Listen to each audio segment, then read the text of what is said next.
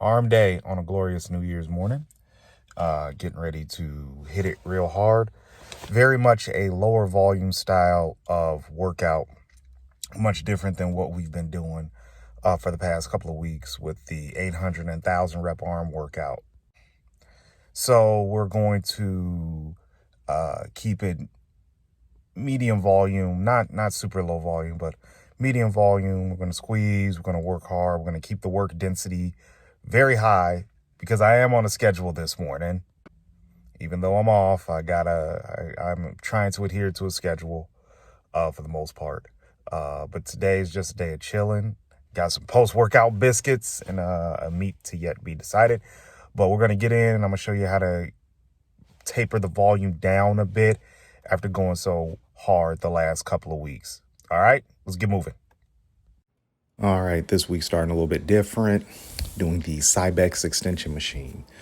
So normally I don't start with an extension, but this week I did, trying to pre-exhaust the muscle a little bit, but also was trying to keep in mind that this is a very sensitive movement for my elbows. My elbows do tend to hurt a lot when I do this movement.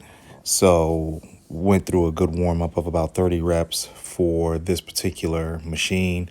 For the first set, I think I did a total of about 6 to 7 sets here with a good bit of warm ups before I moved on to the work sets. A couple of things to keep in mind when you're using this machine is to keep the elbows a little bit more tucked than what you normally would. Don't let them abduct out too much. You don't want to turn it into a shoulder exercise or get too much of the delt involved. Also, there's a back pad that you want to push up. You want it comfortable enough to where you can get into the chair and not be too squeezed in there, right? I know a lot of people tend to want to be cramped in the machine and be locked in place, but I assure you that's not the way that the machine goes. Also, you want to make sure that you bring the bar or the machine back as far as you can, because this is a tricep extension, so there is supposed to be a stretch component to it. It's not like a seated press down or anything. So with that being said, make sure you get a good stretch when you do this movement. And again, if you have sensitive elbows, it's probably not the best exercise to lead off with. But if you were adventurous like me, pre-exhaust with these and then go ahead and move forward. Going on, was going to do free bar Swiss presses, but instead chose the Smith machine for my close grip bench presses. My shoulder and elbow have been bothering me a little bit, so went ahead and chose the Smith machine for this tricep work, and amazingly it felt really, really good. So we stayed with 4 working sets, working up to 2 plates with a 10 on each side. So just for counting purposes, because I'm bad at math, worked up to about 245 and just banged out some reps. So with arm training, like I said, seeing that I did the 800 and 1,000 rep fiasco for the past couple of weeks, volume was way down compared to those workouts. Pretty much a 50% volume reduction in terms of sets, and then reps definitely more than 50%. I try not to hit low reps for arms. I try to hit 10 to 12 reps, but it was a little wacky today with New Year's and staying up late and all. So only 2 sets here on the Arsenal Strength diff machine.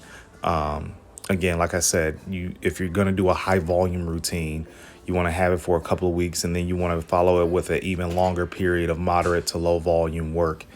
That seems to be pretty effective, in my opinion, of rotating work for different muscle groups and just challenging yourself in different ways, rather than just trying to add an extra rep here, trying to add an extra pound here. So that's what I like to do when I'm trying to make improvements. Prime curls here, and as I've said before, the 3 pegs on the machine each serve a different function, but seeing as I wasn't really doing anything special today, as far as wanting to emphasize a certain range of motion or part of the range of motion, I just put everything on the middle peg and just went for constant tension throughout the entire range of motion. when you're using a machine like this, it's very advantageous to you to utilize the different pegs, weight pegs on the machine, and emphasize a different range of motion, not range of motion, but a different set performance for each peg. So if you're trying to hit the entire bicep, obviously load up all 3 pegs and go for a certain set performance on there. But seeing as today wasn't anything special, like I said, just put everything on that middle peg and just really went for a strong contraction at the top. So that brought on a good pump, spent about 3 sets there, and then moved on to the next exercise. If you don't have a machine like this, don't fret. That's fine. If you do have some type of machine curl, I encourage you do use it, and you emphasize peak contraction and constant tension and a slow negative. Those principles will always work for any machine that you're on, period, bottom line. Went on to barbell curls, which is a standby for me. Sorry if I mentioned I went to cable curls next. I don't know what I was thinking. Just totally forgot about this exercise.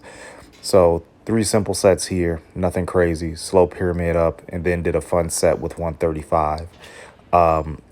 So with the 135-pound set, I don't normally recommend or even do sets like that. But that was just a fun set to do. It was New Year's, and I wanted to go ahead and see how far I could push the envelope. And as you can see, it will be minimal body swinging. It will be just really good technique.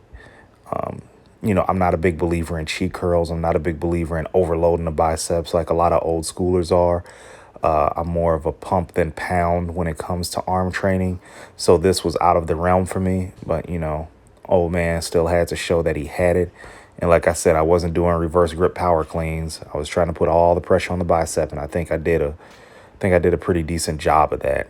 So now we're moving on to the last exercise, which is cable curls. So nothing crazy here. While the volume for triceps was low, the bicep volume was even lower because biceps are a smaller muscle group than triceps. I'm not sure if many of you knew that. If you did, great. If you didn't, hey, you learned something new today.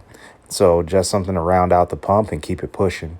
So starting out 2021 on a good foot, good arm workout. Going to get in a weekend of good recovery so we can get ready to slam legs on Monday morning. And that's going to be high volume. That's going to be painful. So I'm really deciding where I'm going to train at. I may train at Bob's. I may train at Iron Heaven. I'm not sure if I'll have a partner that day, as he'll be returning back from vacation, but I'm looking for a low to hurt that day.